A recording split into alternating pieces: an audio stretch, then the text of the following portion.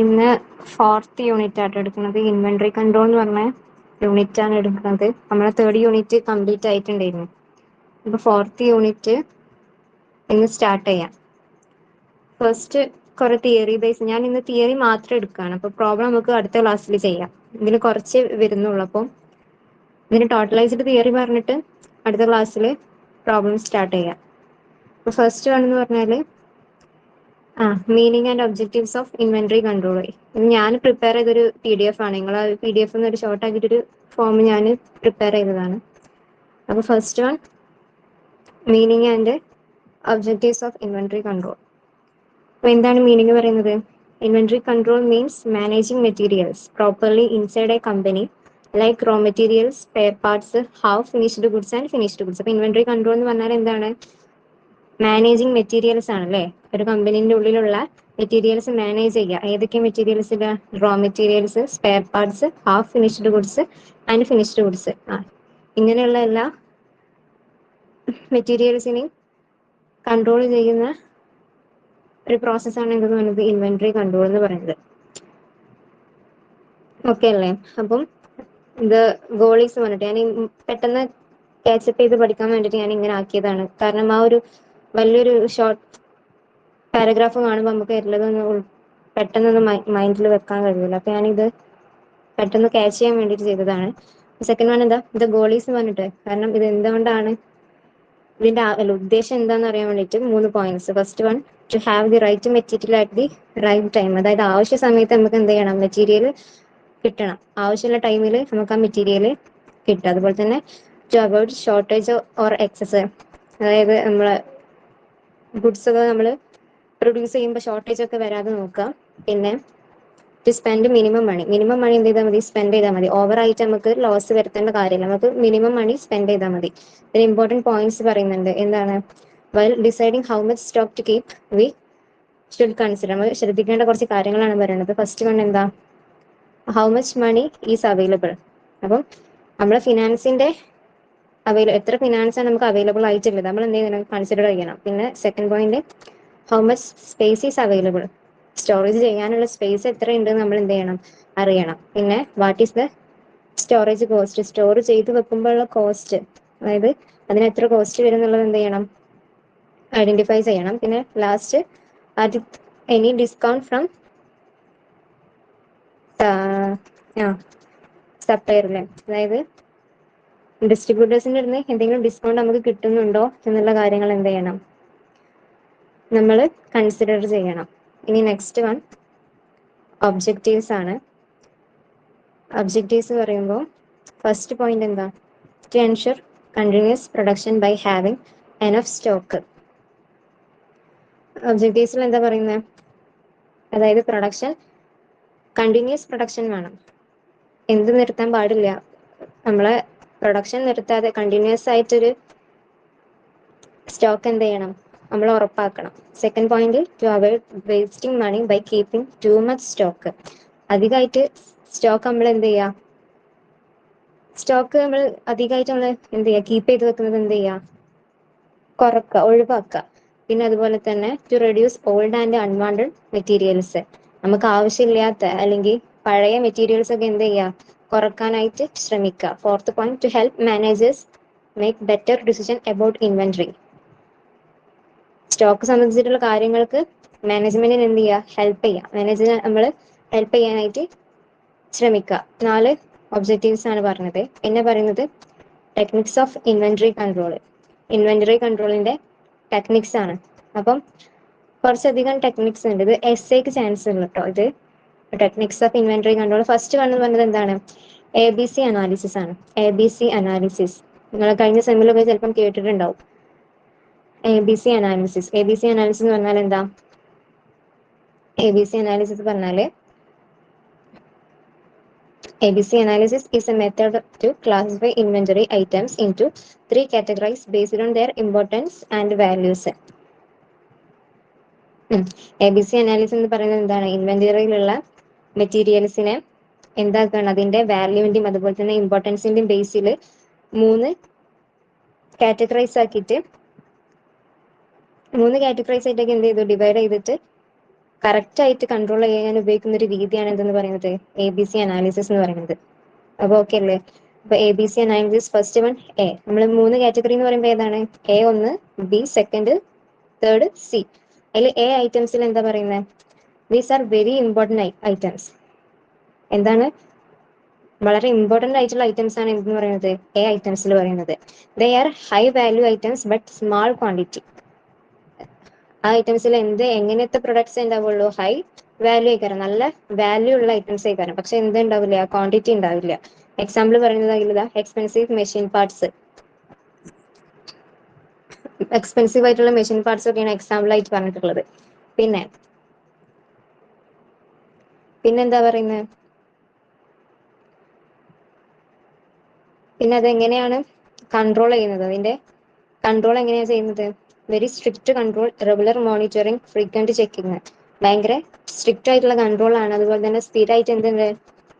അതിനെ മോണിറ്റർ ചെയ്യുന്നുണ്ട്, അതിന്റെ പരിശോധിക്കുന്നുണ്ട്. അതുപോലെ തന്നെ ഫ്രീക്വന്റ് ആയിട്ട് ചെക്കും ചെയ്യുന്നുണ്ട്. പിന്നെ B ഐറ്റംസ് എന്ന് പറഞ്ഞാൽ എന്താ?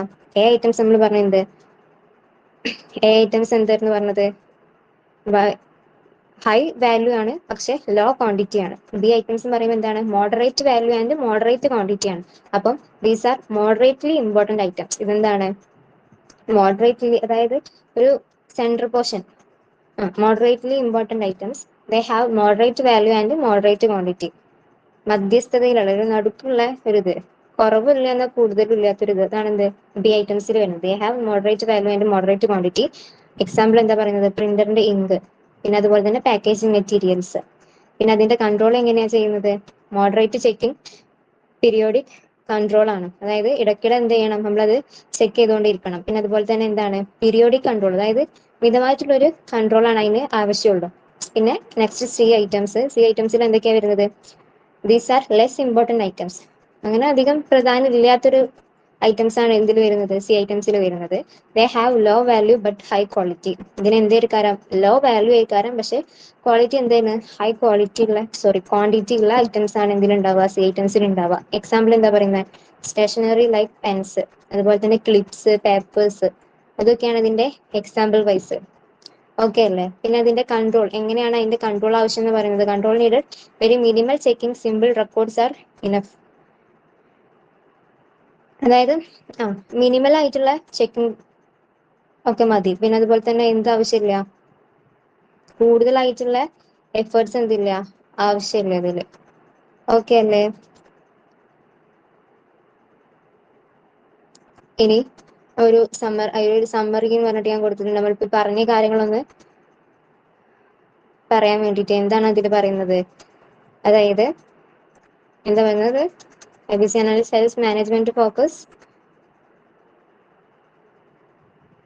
Time and effort on less important items. അതായത് ABC അനാലിസിസ് എന്തിനാ സഹായിക്കുന്നത്? മാനേജ്മെന്റിനെ A ഐറ്റംസിൽ കൂടുതൽ എന്ത് ചെയ്യണം? നമ്മൾ ശ്രദ്ധ കൊടുക്കണം. അതുപോലെ തന്നെ B ഐറ്റംസിൽ എന്ത് മതി? കുറച്ച് സമയം നമ്മൾ എന്ത് ചെയ്താൽ മതി? സ്പെൻഡ് ചെയ്താൽ മതി. അതാണ് ഓവറോൾ എന്ന് പറയുന്നത് കേട്ടോ. ഇനി നെക്സ്റ്റ് സ്റ്റെപ്സ് ആണ്. ABC അനാലിസിസിന്റെ സ്റ്റെപ്സ് ആണ് പറയുന്നത്. ഫസ്റ്റ് വൺ എന്താ പറയുന്നത്? List all inventory items. എല്ലാ ഇൻവെന്ററി ഐറ്റംസ് എന്ത് ചെയ്യണം? ലിസ്റ്റ് ചെയ്യണം. Write down all the materials or items your company uses or stores. അതിലെന്താ പറയുന്നത്? കമ്പനിയിൽ നമ്മൾ ഉപയോഗിക്കുന്ന എല്ലാ മെറ്റീരിയൽസും അല്ലെങ്കിൽ ഐറ്റംസ് നമ്മൾ എന്ത് ചെയ്യണം? അത് റൈറ്റ് ചെയ്തിട്ടുണ്ടായിരിക്കണം. പിന്നെ second point, find the annual usage value. അതായത് ഒരു മെറ്റീരിയൽസിന്റെ ആനുവൽ യൂസേജ് അല്ലെങ്കിൽ ആനുവൽ വാല്യൂ നമ്മൾ എന്ത് ചെയ്യണം? കണ്ടെത്തണം. അതായത് for each items calculate annual consumption into price per unit. ഓരോ ഐറ്റത്തിനും എന്ത് ചെയ്യണം? കണ്ടെത്തണം. അത് എങ്ങനെയാണ് കാൽക്കുലേറ്റ് ചെയ്യാന്ന് പറഞ്ഞത്? Annual consumption price per unit. Annual consumption അതായത് ആനുവൽ യൂസേജും അതുപോലെ തന്നെ ഒരു യൂണിറ്റിന് എത്ര പ്രൈസ് ആണ് കൊടുത്തത് അതും കൂടി നമ്മൾ എന്ത് ചെയ്യുന്നത്? ഇൻറ്റു ചെയ്തിട്ടാണ് അത് കാൽക്കുലേറ്റ് ചെയ്യല്. പിന്നെ third point, arrange items in descending order. Items എങ്ങനെയാണ് ഓർഡർ ചെയ്യേണ്ടത്? ഡിസെൻഡിങ് ഓർഡറിലാണ് അറേഞ്ച് ചെയ്യേണ്ടത്. Start from the item with the highest total value to the lowest. അതായത് ഹയസ്റ്റ് വാല്യൂ ഉള്ള ഐറ്റംസിൽ നിന്ന് എങ്ങനെ താഴേക്ക് ലോവസ്റ്റ് വാല്യൂ ഉള്ളതിലേക്ക് നമ്മൾ എന്ത് ചെയ്യണം, ഡിസെൻഡിങ് ഓർഡർ ആയിട്ട് അറേഞ്ച് ചെയ്യണം. Fourth point, calculate percentage of total value. അതായത് ടോട്ടൽ വാല്യൂന്റെ പെർസെൻറ്റേജ് എന്ത് ചെയ്യണം, കാൽക്കുലേറ്റ് ചെയ്യണം. Percentage of total value, total value എന്ത് ചെയ്യും, അതിന്റെ പെർസെൻറ്റേജ് നമ്മൾ കാൽക്കുലേറ്റ് ചെയ്യാം. ഫൈൻഡ് ഈച്ച് ദം, ഓരോന്നിന്റെ എന്ത് ചെയ്യണം, ഫൈൻഡ് ചെയ്യണം. Percentage share of total inventory value, ഓരോ ഐറ്റംസിന്റെയും ടോട്ടൽ ഇൻവെന്ററി നമ്മൾ എന്ത് ചെയ്യാം, ടോട്ടൽ ഇൻവെന്ററിന്റെ വാല്യൂ നമ്മൾ ശതമാനത്തിൽ എന്ത് ചെയ്യണം, കണക്കാക്കണം. പിന്നെ fifth point, classify into A B C categorize. ഫിഫ്ത്ത് സ്റ്റെപ്പിൽ നമ്മൾ എന്താ ചെയ്യുന്നത്, 3 കാറ്റഗറി ആയിട്ട് ക്ലാസിഫൈ ചെയ്യുകയാണ്. അതിൽ ടോപ്പിൽ എന്ന് പറയുമ്പോൾ ഇത് ഏത് ഐറ്റംസ് ആയിക്കാരം, എ ഐറ്റംസ് ആയിക്കാരം. അതിൽ ടോപ്പ് 70% വാല്യൂ ഉള്ളതാണ് എന്ത്, എ ഐറ്റംസ്. നെക്സ്റ്റ് 20% അതെന്താ, ബി ഐറ്റംസ്. ലാസ്റ്റ് 10% വാല്യൂ ഉള്ളതാണ് എന്ത്, സി ഐറ്റംസ്. ഇപ്പൊ കണ്ടോ, വാല്യൂ എന്താണ്, ഹൈയസ്റ്റ് ഉള്ളത് ഏതാണ്, എ ആണ്. പക്ഷെ അതിൽ എന്തേ കാരം, ലോ ക്വാണ്ടിറ്റി ആയിക്കാരം. നെക്സ്റ്റ് മോഡറേറ്റ് വാല്യൂ 20%, അതിൽ മോഡറേറ്റ് ക്വാണ്ടിറ്റിയും. പിന്നെ ലോ വാല്യൂ ആണ് 10% അല്ല, ലോ വാല്യൂ ആകുമ്പോൾ അതിൽ ഹൈ ക്വാണ്ടിറ്റി ആയിക്കാരം. ഓക്കെ അല്ലേ? Okay, then next stock levels കേട്ടോ. സ്റ്റോക്ക് ലെവൽസ്, സ്റ്റോക്ക് ലെവൽസ് എന്താ പറയുന്നത്, stock levels helps a company to know when to order materials and how much stock should be maintained. This prevents both stock shortage and excess storage. Stock levels എന്ന് പറയുന്നത് ഒരു company എപ്പോഴാണ് പുതിയ order നൽകേണ്ടത്, അതുപോലെ തന്നെ എത്ര സ്റ്റോക്ക് നമ്മൾ സ്റ്റോർ ചെയ്ത് വെക്കണം എന്നതിനെ കുറിച്ച് അറിയാൻ സഹായിക്കുന്ന ഒരു മെത്തേഡാണ് എന്തെന്ന് പറയുന്നത്, സ്റ്റോക്ക് ലെവൽസ് എന്ന് പറയുന്നത്. പിന്നെന്താ പറയുന്നത്, this prevents both stock shortage and excess storage. അതായത് ഇത് സ്റ്റോക്ക് ഷോർട്ടേജ് ആവുന്നതിനും അതുപോലെ തന്നെ എക്സസ് ആയിട്ടുള്ള സ്റ്റോറേജ്, അധികം സ്റ്റോക്ക് ഉണ്ടാവുന്നത് എന്ത് ചെയ്യുന്നുണ്ട്, ഒഴിവാക്കുന്നുണ്ട്. പിന്നെ there are mainly 5 important stock levels. എത്ര ഇമ്പോർട്ടൻറ്റ് സ്റ്റോക്ക് ലെവൽസ് ആണ്, 5 important. First one reorder level, second minimum level, third maximum level, fourth danger level, പിന്നെ ഫിഫ്ത്ത് ആവറേജ് സ്റ്റോക്ക് ലെവല്. അങ്ങനെ ഈ 5 ലെവൽസ് ആണ് സ്റ്റോക്ക് ലെവൽസിനുള്ളത്. ഫസ്റ്റ് വൺ എന്ന് പറഞ്ഞത് reorder level.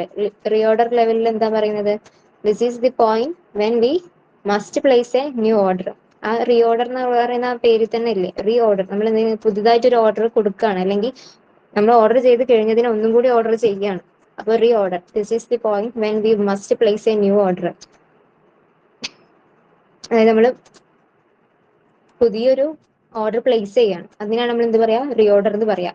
അതെങ്ങനെ calculate ചെയ്യുന്നത്, it is calculated by reorder level equal to maximum consumption into maximum reorder period.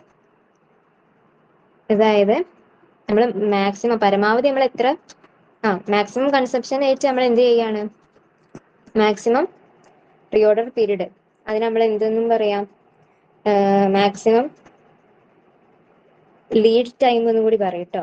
Maximum lead time എന്ന് കൂടി പറയും റീഓർഡർ പീരീഡിനെ. അതുപോലെ തന്നെ മാക്സിമം കൺസപ്ഷനെ നമ്മൾ മാക്സിമം യൂസേജ് എന്ന് പറയും. അപ്പൊ എത്ര നമ്മൾ ഉപയോഗിച്ച്, മാക്സിമം യൂസേജിന്റെ മാക്സിമം ഇൻറ്റു അതുപോലെ തന്നെ ഡെലിവറി ചെയ്തത്, അല്ലെങ്കിൽ ലീഡ് ടൈമിന്റെ മാക്സിമം കൊണ്ട് ഇൻറ്റു ചെയ്താൽ നമുക്ക് എന്ത് കിട്ടും, റീഓർഡർ ലെവൽ കിട്ടും. ഈ ഇക്വേഷൻ ബൈ ഹാർട്ട് ചെയ്യണം, എന്നാലേ നമുക്ക് പ്രോബ്ലംസ് ചെയ്യാൻ പറ്റും.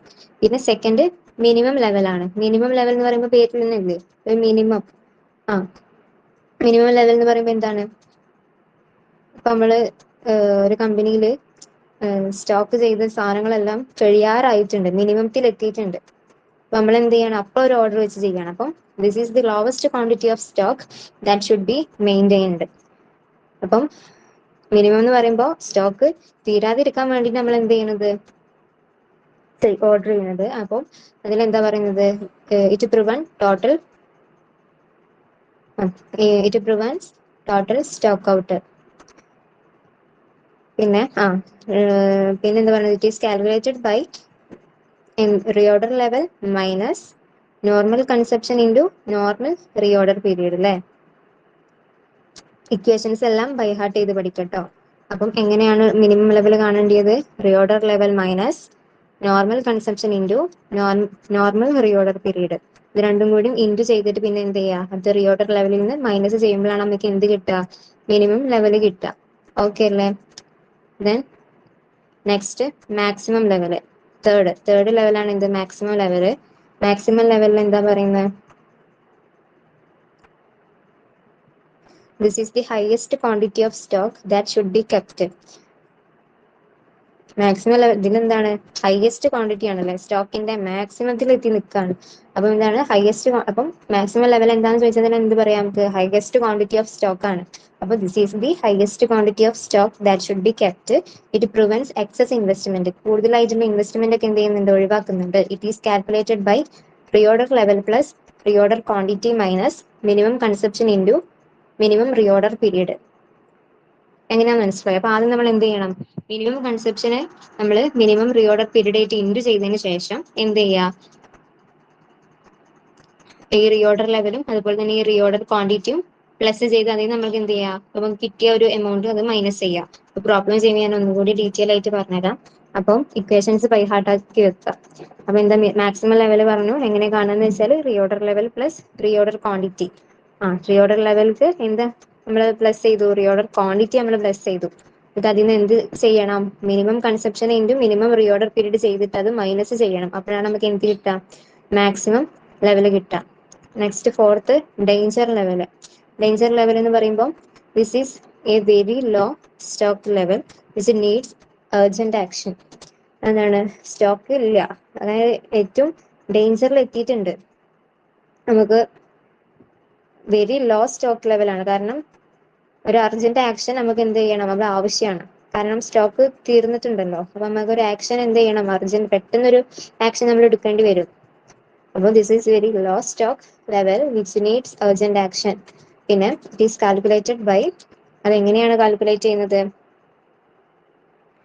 Average consumption into maximum reorder period for emergency purchase. Danger ലെവലാണ്. അപ്പൊ എന്താ? എമർജൻസി ആയിട്ടുള്ള പർച്ചേസ് നമുക്ക് എന്ത് ചെയ്യണം? റീ ഓർഡർ ചെയ്യേണ്ടി വരും. അപ്പൊ average consumption into maximum reorder period for emergency purchase. ഇവിടെ മാക്സിമം റീ ഓർഡർ ആണ് ചെയ്യുന്നത്. എന്തിനു വേണ്ടിയിട്ടാണ്? എമർജൻസി പർച്ചേസിന് വേണ്ടിയിട്ട്. ഓക്കെ അല്ലേ? പിന്നെ ഫിഫ്ത്ത് പോയിന്റ് എന്ന് പറഞ്ഞാൽ ആവറേജ് സ്റ്റോക്ക് ലെവലാണ്. ആവറേജ് സ്റ്റോക്ക് ലെവൽ എന്താ പറയുന്നത്? This gives an average idea of how much stock is maintained normally. അതായത് സാധാരണ നിലയിൽ എത്ര സ്റ്റോക്ക് എത്ര സ്റ്റോക്കാണ് നമ്മൾ സ്റ്റോർ ചെയ്ത് വെക്കുന്നത് എന്നതിന്റെ ആവറേജ് ആണ് എന്തെന്ന് പറയുന്നത്? ആവറേജ് സ്റ്റോക്ക് ലെവൽ എന്ന് പറയുന്നത്. അത് എങ്ങനെയാണ് കാൽക്കുലേറ്റ് ചെയ്യുന്നത്?